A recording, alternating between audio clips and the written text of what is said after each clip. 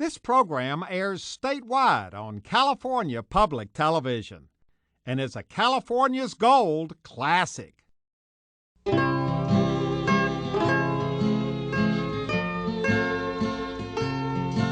It's one of the most beautiful areas of our state, with its high mountains, crystal clear lakes, and trees covered with snow. And especially during the winter months, it's like a postcard. But there's another side to this idyllic picture, because when the winter storms come blowing in, this is one of the harshest, most treacherous parts of California. Welcome to the High Sierra, specifically the area that goes 7,000 feet up over Donner Pass. This place can get real cold and real snowy, and it's exactly where we headed in search of California's gold.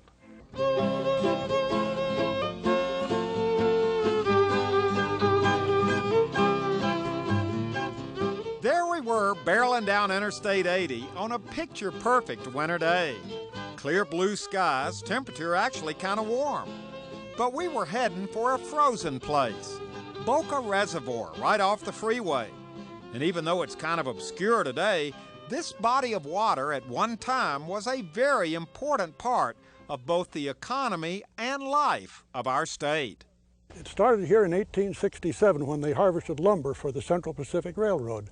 The following year, they started harvesting ice on the ice pond of the Boca Mill Company. Now, that's what we're here to talk about, harvesting ice.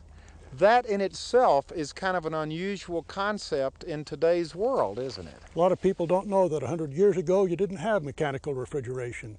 The only ice you had was harvested on reservoirs like this one, stored in big warehouses, held for future use.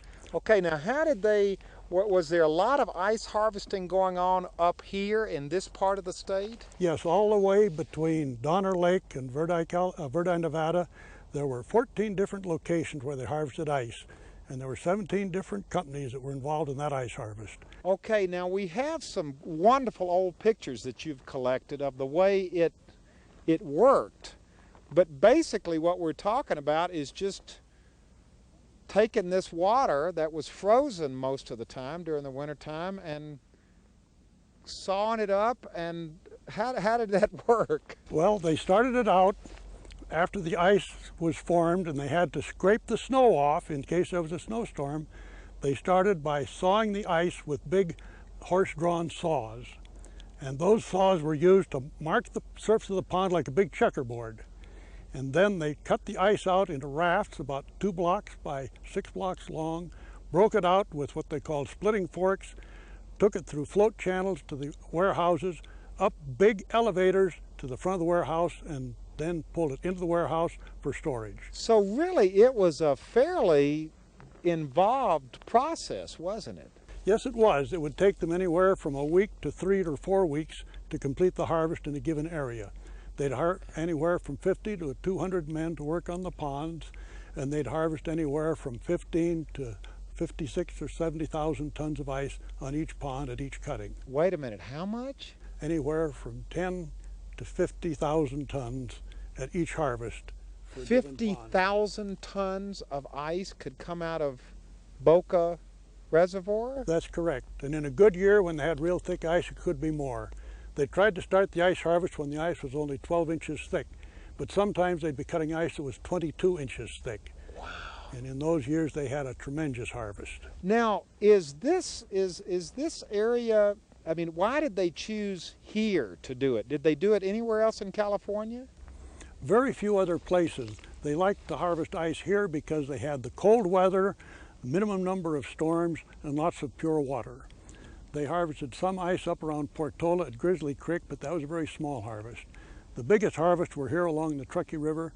At the peak of the harvest, they could harvest and store 300,000 tons of ice a year. Wow. And this ice would go to San Francisco? The first uses were in San Francisco and Sacramento local areas. Eventually it was shipped as far as Utah, Arizona, and Texas on the railroad.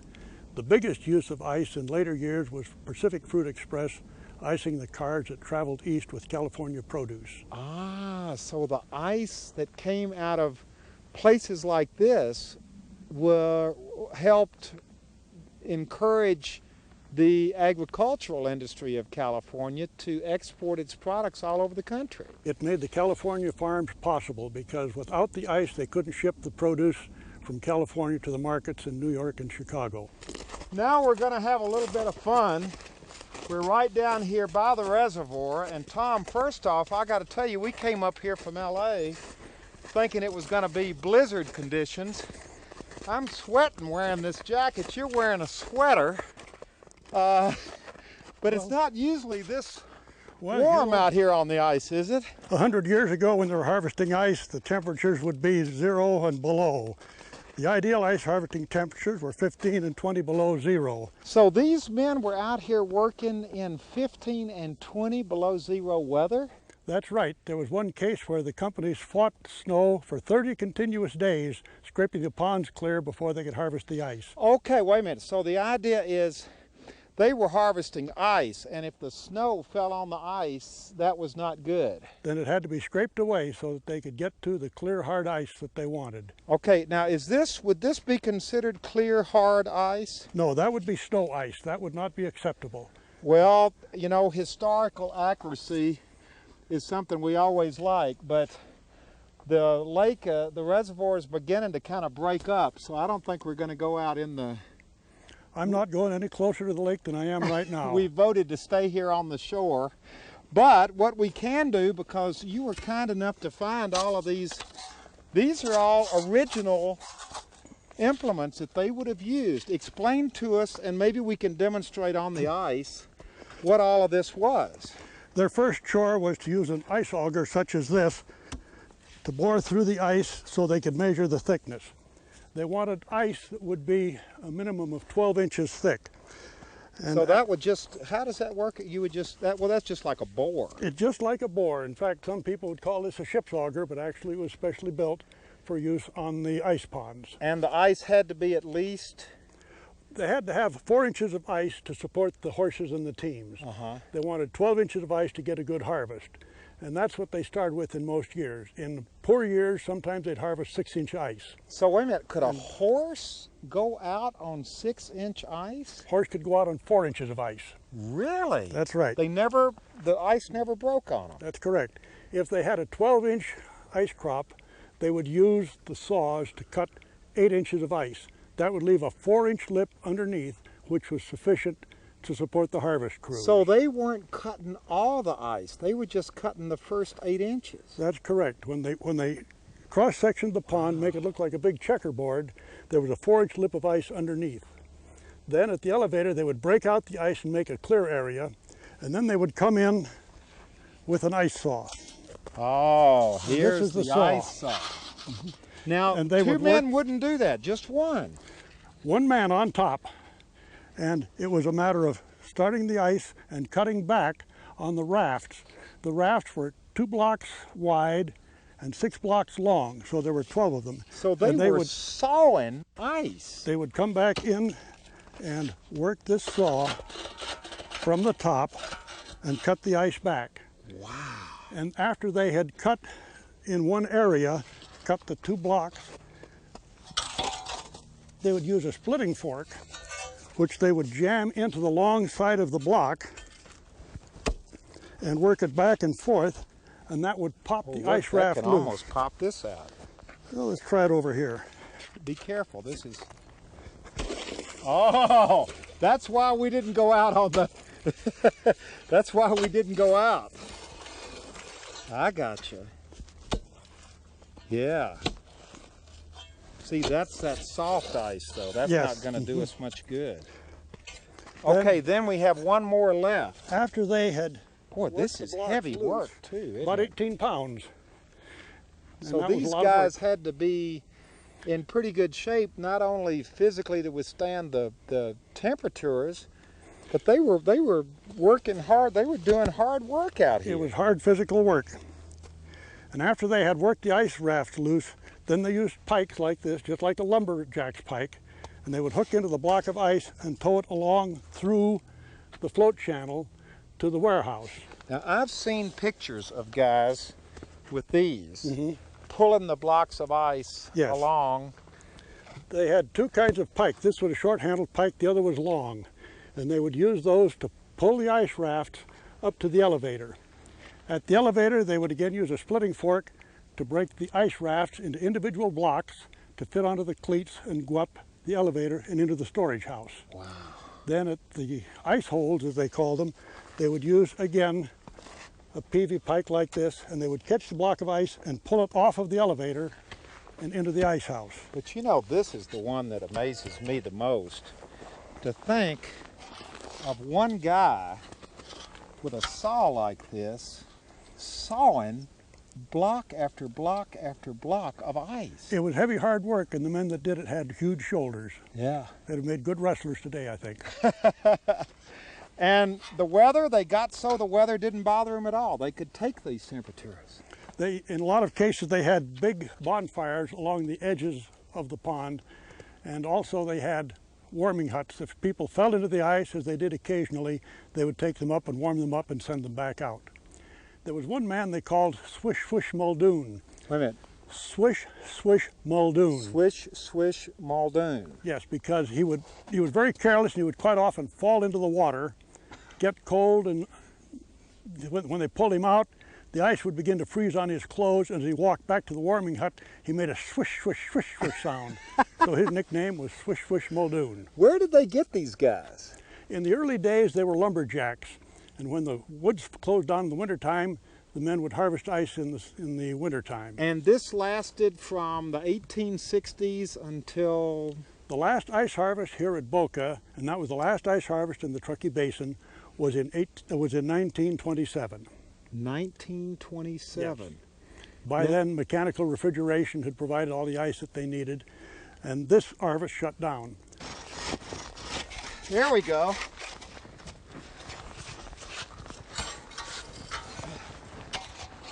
So how do we get this? Okay, we pull it out. If you want to wait, I can go back up and get a pair of ice tongs. But... Oh no, let's... Yeah, there it is. Look at this. Ice.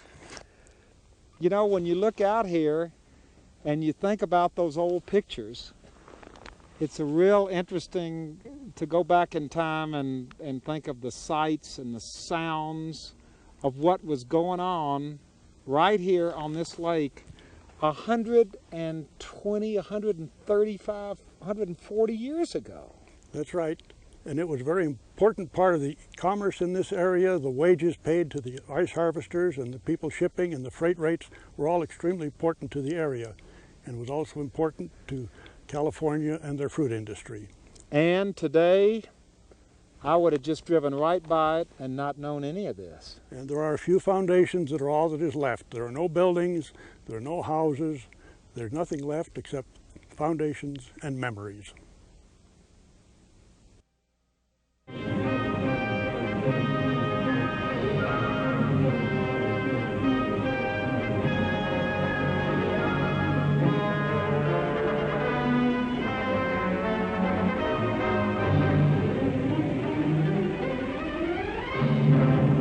It's a remarkable stretch of track that takes you up and over the Sierra Nevada mountains, right over Donner Pass, and right through an area that measures its annual snowfall in hundreds of inches. How do the trains make it through all this snow? Well, these days they do it with the help of huge scrapers, and when things really get bad, they bring in the really huge rotaries. It's amazing to watch these gigantic pieces of equipment moving down the track. But what about back in the early days, back when this stretch of railroad was built in the 1860s? What did they do back then? Well, they built wooden sheds, miles and miles of them. Sheds that covered the tracks and kept the snow off. In fact, at one time, 32 miles out of a 40-mile stretch of track were covered with these wooden sheds. Today, most of the sheds have been removed, but some remain. And to get a look at these relics of our state's railroad heritage, we boarded an Amtrak for a trip up and over this rough terrain. When they started, I don't think they really realized what they were going to get into. quickly, when they got up this high, they saw that their hardships were tremendous. They were losing people in snow slides, avalanches, and the construction of this whole line up through here was awfully tough. They were stalled many times.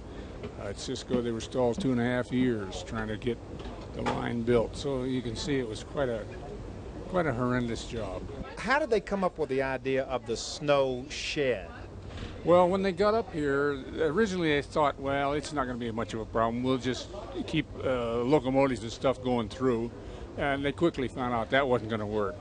So the only thing they could do was cover the tracks. They were covered because of avalanches, because of debris that would roll down off the mountain. And of course, the basic thing was the snow. Snow up here could get 20 feet deep. And they had to do something. So how did they come up with the idea of the sheds? Well, that's what the sheds were for. They had to cover the tracks, and the only thing they had to do, other than a tunnel, was to cover the tracks with a barn-like structure. Now that's important to make the distinction. These were not tunnels built through the mountains. These were actual sheds that were built over open track. That's right. Wherever the track was exposed up at the high altitudes, they had to have cover. They just couldn't. They were a terrible fire danger because, of course, in those days were all wood, and the old wood burning locomotives would spew cinders out the stack, catch them on fire, and then they'd have to send in fire trains and put out the fires. Wait a minute. I never had thought about that. The wood sheds would catch on fire because of the cinders coming out of the locomotive. That's right. How many miles of track were covered by these snow sheds? At one time was a little over 30 miles, and it was like the old railroaders said it was like railroading in a barn, because they were barn-like structures. And what was it like traveling through these barn-like structures on a train? Well, when you originally they built so many of them, and the passengers would come through here over the years, and they'd say, "We can't see the scenery." And the railroads finally took pity on them and come up here and cut windows all through the snow sheds in order for the people to enjoy the scenery that is up here. So once you were in a snow shed, it was like you were in almost 30 miles of blocked off view. You couldn't see out at all. That's absolutely right. It was just, it's too bad because an awful lot of people in those days missed out on a lot of pretty stuff. Yeah. Yeah. Now, how hard was it to build these snow sheds? They had plenty of timber, they had plenty of labor, so it wasn't too hard to do. Timber up here was plentiful.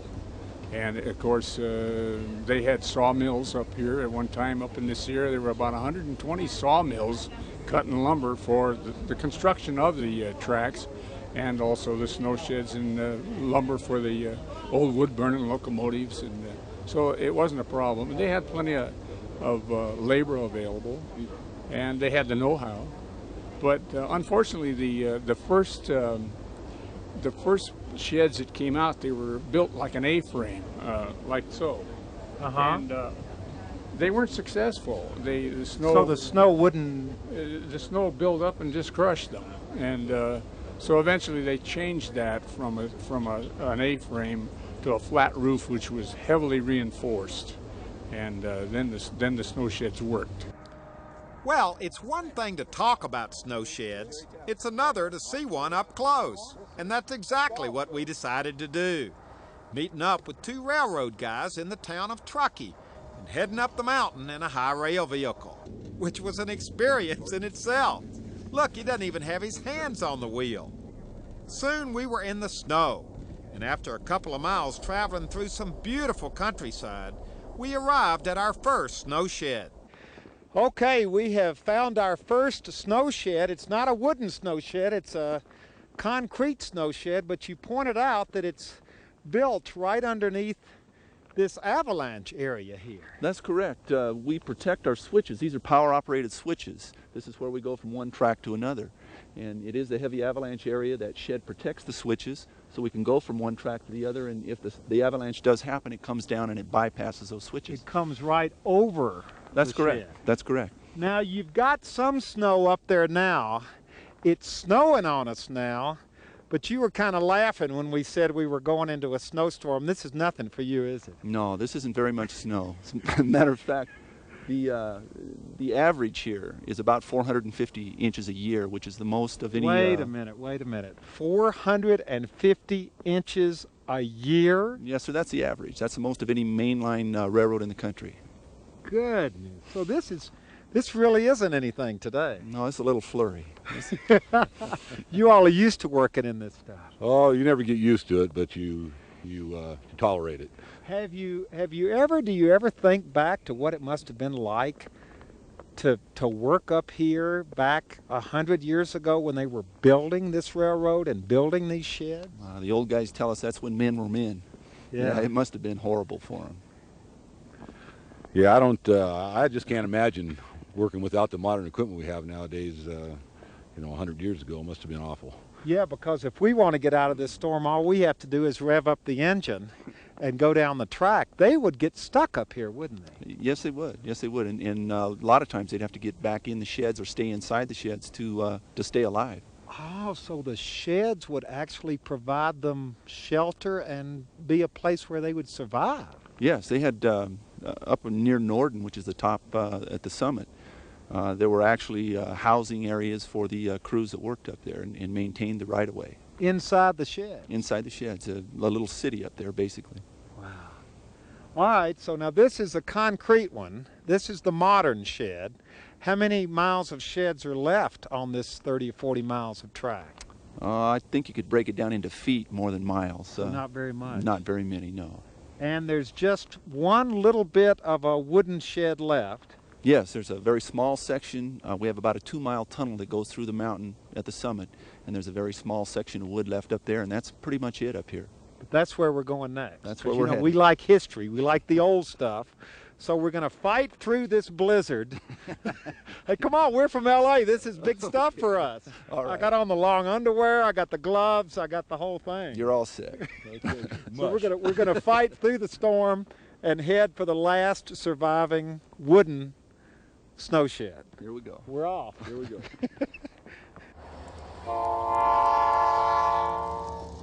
And off we were, passing trains, going through tunnels, and concrete sheds, until we reached our final and ultimate destination, the last remaining historic wooden snow shed.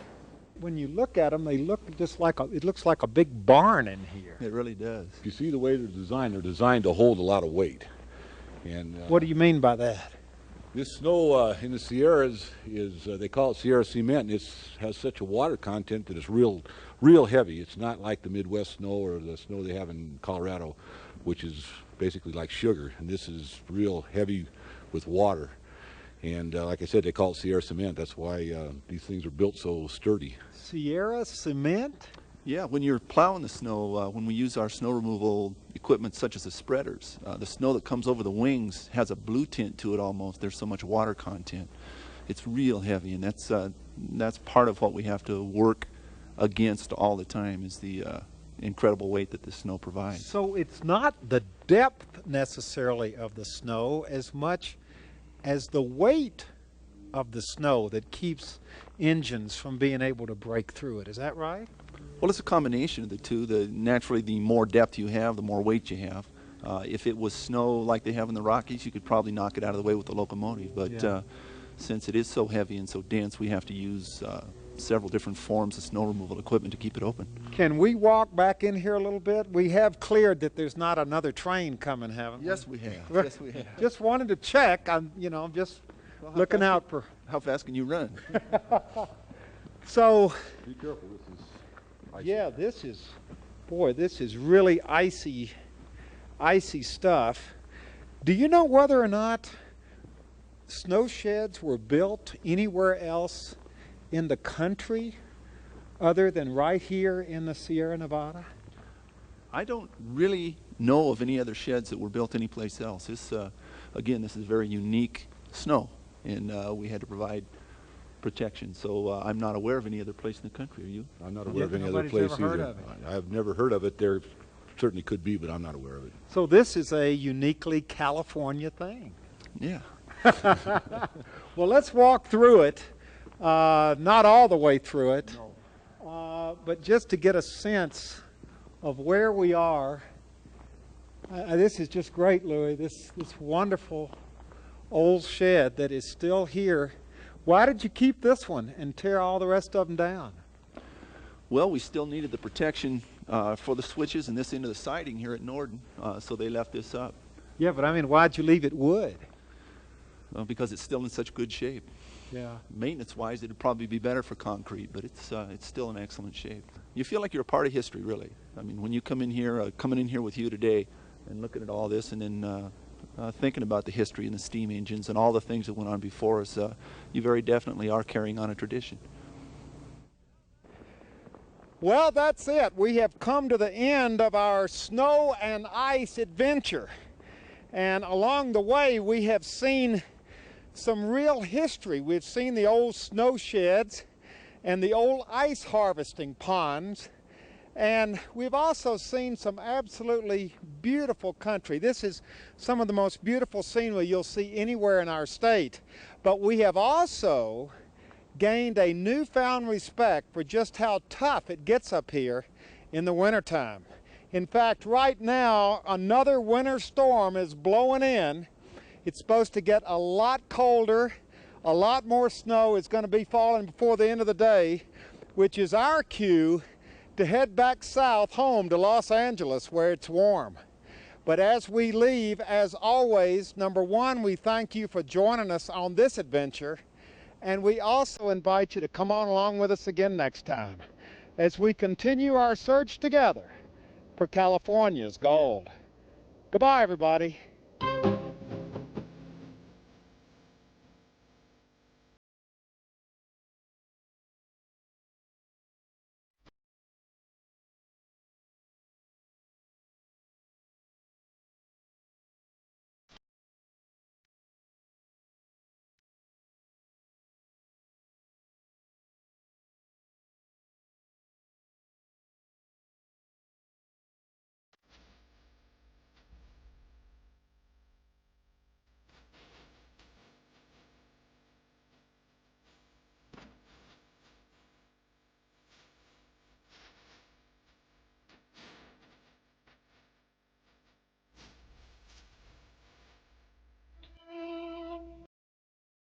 Well, hello everybody, I'm Huell Hauser, and I sure hope you enjoyed this adventure. If you'd like to see it again or share it with your family or friends, all you have to do is call 1-800-266-5727 and we'll be glad to send it to you right away.